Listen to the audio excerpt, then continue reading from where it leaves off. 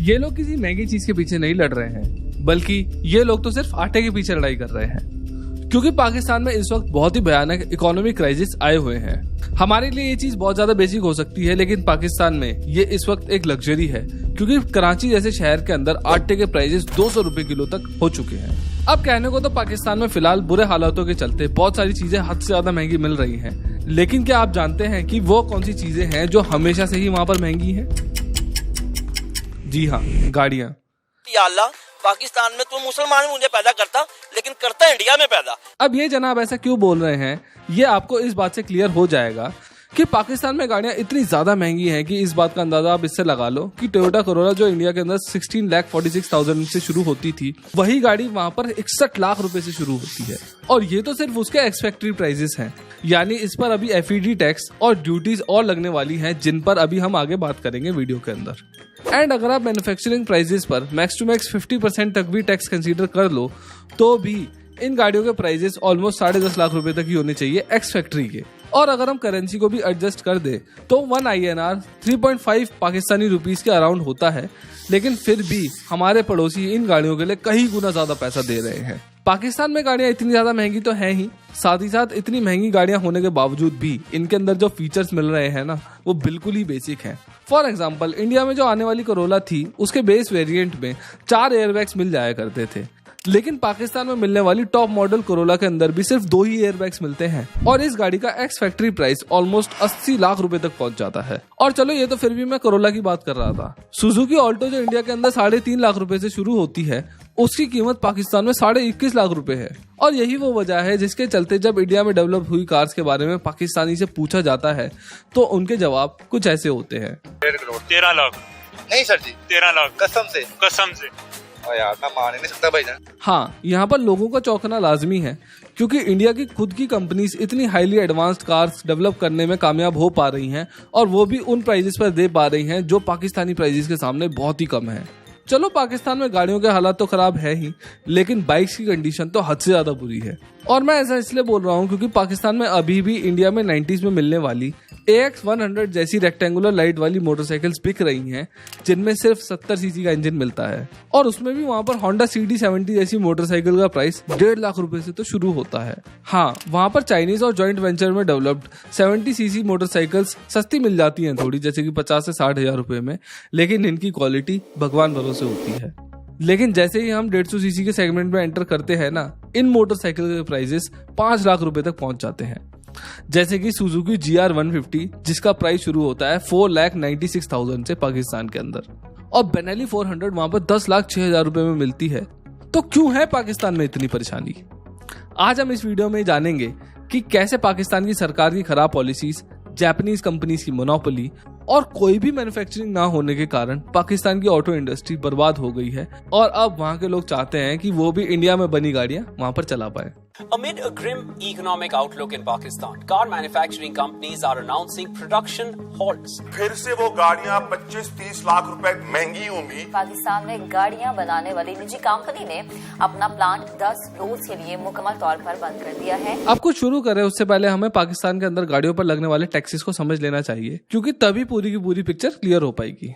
पाकिस्तान में बनने वाली कार्स पर फॉरेन से इंपोर्ट होने वाली गाड़ियों के मुकाबले टैक्सेस काफी कम लगते हैं। यहाँ पर फॉरेन से इंपोर्ट होने वाली गाड़ियों पर सीधा सीधा ड्यूटी लगती है, जो कि 800 सीसी की कार्स पर 13.5 लाख रुपए तक है, और 16 से 1800 सीसी की गाड़ियों पर यह 80 लाख रुपए तक है। लेकिन लोकली असेंबल्ड कार्स पर पाकिस्तान में 2 तरीके के मेन टैक्सेस लगते हैं, जिसमें पहला है फेडरल एक्साइज ड्यूटी और दूसरा है sales tax. Sales tax locally बनी हुई गाड़ियों पर 12.5% ही लगता है, और FED की बात करें अगर हम, तो वो 1000 सीसी की गाड़ियों पर तो 0% है, लेकिन अगर कम्प्लीटली बिल्ट यूनिट आ रही है तो वो 40% तक लगता है। अब इन मेन टैक्सेस के अलावा भी कुछ टैक्सेस हैं जो वहाँ पर लगते हैं गाड़ियों पर, जैसे कि एक तो लगता है इनकम टैक्स गाड़ी खरीदते टाइम, एक लगता है token tax, professional tax, withholding tax और मोटर टैक्स। ये सभी टैक्सेस मिलकर भी ना 15 से 20 हजार रुपए तक ही होते हैं, और ये ज्यादातर इंजन की कैपेसिटी पर डिपेंड करते हैं कि इस रेंज के अंदर ये कितने रहने वाले हैं। अब ये जितने भी टैक्सेस है ना, ये एक्स फैक्ट्री प्राइसेस के ऊपर लगते हैं, यानी कि जैसे इंडिया के अंदर एक्स शोरूम प्राइसेस के ऊपर टैक्सेस जो लगते हैं, वैसे ही वहाँ पर एक्स फैक्ट्री प्राइसेस के ऊपर ये टैक्सेस लगते हैं। और अगर हम उस हिसाब से देखें तो जहाँ ऑल्टो जैसी गाड़ी की कीमत 21 लाख रुपए एक्स फैक्ट्री है, वहाँ पर ये टैक्सेस आटे में नमक की तरह दिखाई देते हैं। इन टैक्सेस से पाकिस्तान की बेसिक फिलॉसफी समझ में आती है, और वो ये है कि फॉरेन इंपोर्टेड कार्स पर टैक्स लगाओ ताकि पाकिस्तान में कार मैन्युफैक्चरिंग ग्रो हो सके। और देखा जाए तो सेम इसी तरीके की policies and philosophy Indian government ने भी अपनाई थी, और इसीलिए एक नजर में पाकिस्तान की इन पॉलिसीज के अंदर कुछ भी खराब नहीं दिखाई देता है। लेकिन ऐसा है नहीं, क्योंकि पाकिस्तान की ऑटोमोबाइल इंडस्ट्री की हालत कितनी ज्यादा खस्ता है, इस बात का अंदाजा आप इस चीज से लगा लो कि international organisation of motor vehicle manufacturers cars, light commercial vehicles, trucks और कोचेस बनाने के मामले में पाकिस्तान की रैंक ईरान जैसी कंट्री से भी नीचे रखते हैं। हाँ, वही ईरान जहाँ पर यूएसए के अंधाधुंध सैंक्शंस लगे हुए हैं। और तो और इस रैंक में पाकिस्तान उज्बेकिस्तान जैसी लैंड लॉक कंट्री के आसपास आती है, वो देश जिसमें आबादी हद से ज्यादा कम है।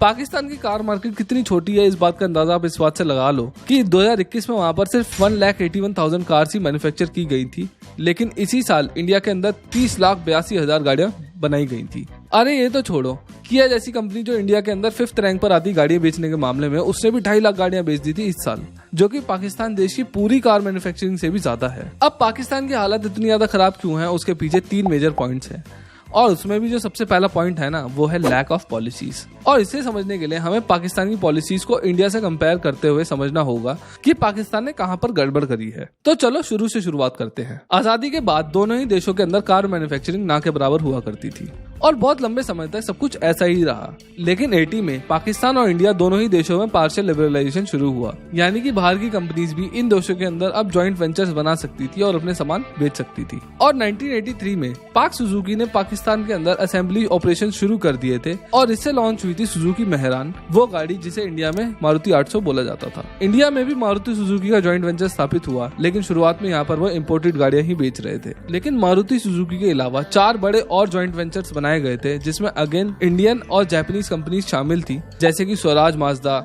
DCM टोयोटा, एलविन निसान और आइशर मित्सुबिशी।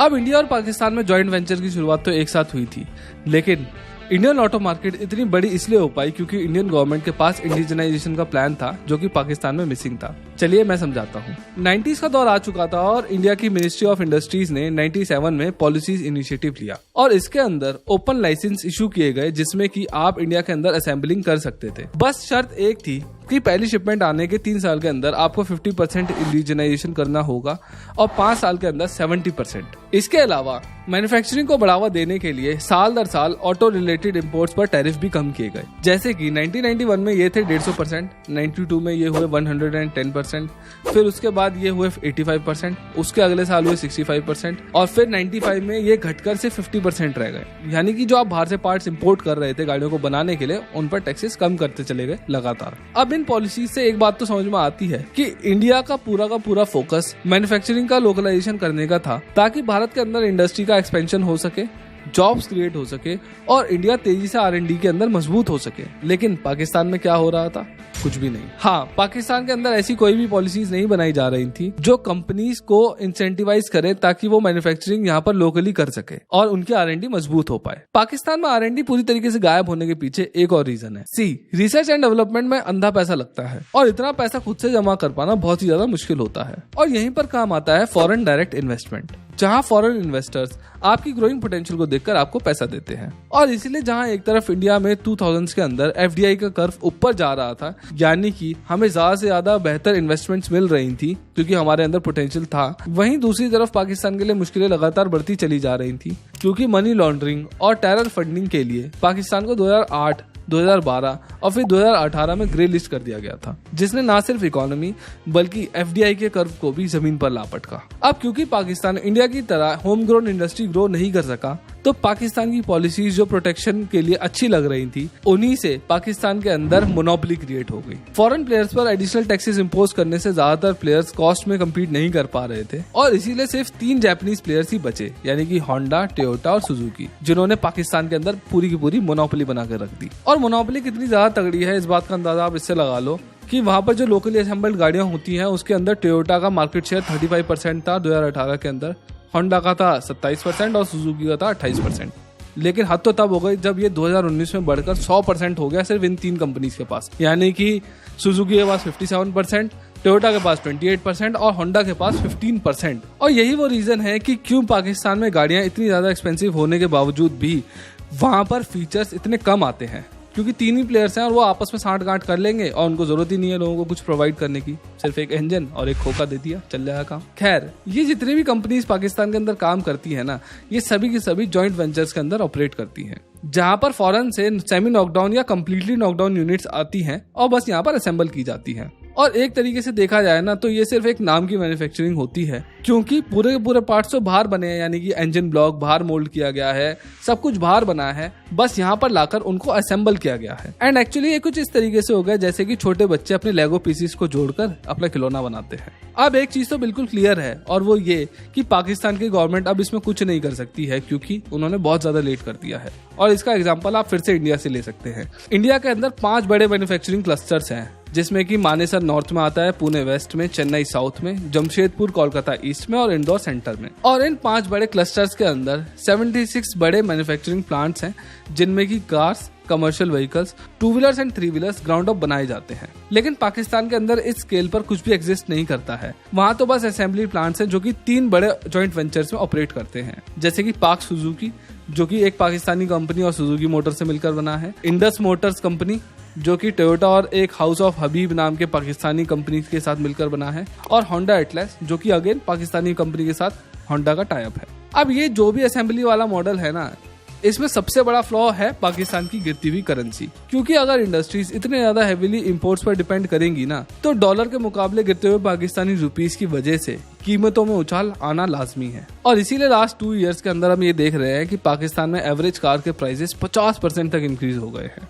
अब ये नंबर्स हमारे लिए सिर्फ एक हंसने का जरिया है, लेकिन पाकिस्तान के लिए उनकी दुखती रग है। और इसका सॉल्यूशन तो मुझे नहीं पता, लेकिन इतना जरूर पता है कि ये बहुत ही ज्यादा आम बात हो चुकी है कि पाकिस्तान की जनता वीडियोस में आकर भारत में बनने वाली गाड़ियों की डिमांड करती हुई दिखाई देती है, क्योंकि भारत में बनने वाली गाड़ियां बहुत ही ज्यादा टेक्नोलॉजिकली एडवांस है। और लगा एंड में मीठी मीठी भी करते हैं, रिएक्शन ही देते हैं हम लोग, तो वो मुझे बात काफी ज्यादा फील हुई, बट काफी ज्यादा इन्फॉर्मेटिव वीडियो थी। मैंने कार कंपैरिजन पे इससे अच्छी वीडियो जो है ना वो अभी तक नहीं देखी। हम लोग करते रहते हैं कार कंपैरिजन, हमें पता है कि इंडिया में कार्स काफी ज्यादा सस्ती हैं, बट इसको जिस तरह से किया हुआ था ना सारा रीजन भी बता दें कि भाई सबसे पहले तो गवर्नमेंट पॉलिसीज आई थी, लिटरली इधर गवर्नमेंट जो लोकल इन्वेस्टर को बिल्कुल सपोर्ट नहीं करती और ना कोई ऐसी पॉलिसी बनाई। यार इस तरह का एक मैकेनिज्म बनाना चाहिए ना कि बिल्कुल अगर आपने किसी इन्वेस्टर को बुलाया बाहर से, तो उसको बताएं कि भाई आपने ये 3 साल या 5 साल का हमारे साथ कॉन्ट्रैक्ट करें, उसके बदले में हम इलेक्ट्रिसिटी या आपको टैक्स की छूट देंगे। आपने क्या करना, हमारे लोगों को थोड़ा ट्रेन करना या आपने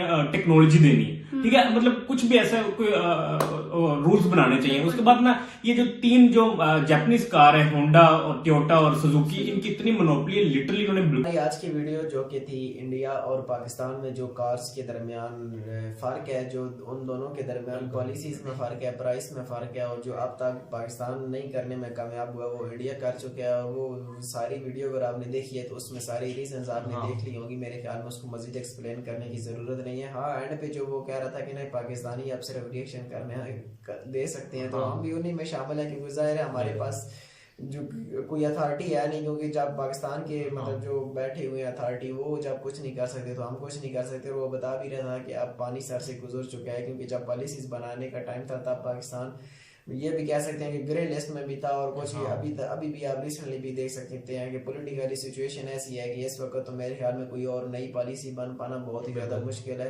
मुश्किल नहीं बल्कि नामुमकिन ही लग रहा है। और इसी वजह से शायद वो वीडियो भी कुछ दिखा रहा था जिसमें डिमांड कर रहे थे लोग के तो यार गाइस वीडियो खत्म।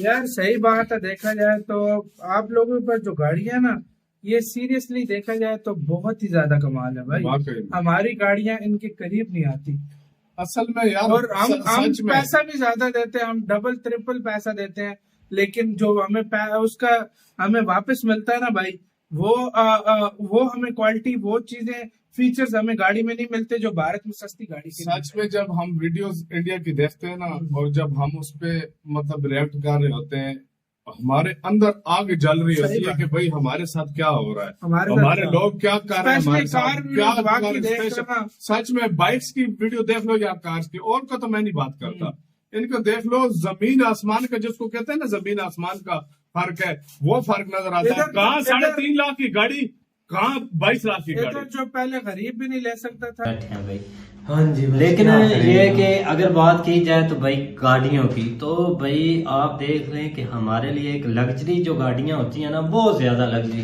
गाड़ियां भाई, वो जो एक ये छोटी सी कल्टस है ना, ये जो आम सी भाई, वो भी हमारे लिए अब भाई लग्जरी में ही आ रही है। मेहरान वही मेहरान जो छोटी बिल्कुल मारुति के नाम से है जो स्टार में हाँ जानी जाती है भाई। लेकिन देख ले अगर हट कर इंडिया की तरफ ही आ जाए तो वहां तो भाई कारों की कोई, मैं बोलता हूँ कि औकात ही नहीं है भाई। ऐसे भाई आप लिए जाएं, क्योंकि हम देखते हैं कि भाई 2 लाख में कार ले लो भाई, 1.5 लाख में कार ले लो भाई, 3 लाख, ठीक है ना, यूज। और नहीं भी भाई ने बताया कि भाई 16 लाख से स्टार्ट हो रही है यार। ठीक है ना, वो नहीं भी इतनी महंगी नहीं है, लेकिन फिर भी वहां पे हम हमेशा ही बात करते हैं कि भाई उन्होंने जो पॉलिसीज बता रहे थे ना, जो उन्होंने स्टार्ट की थी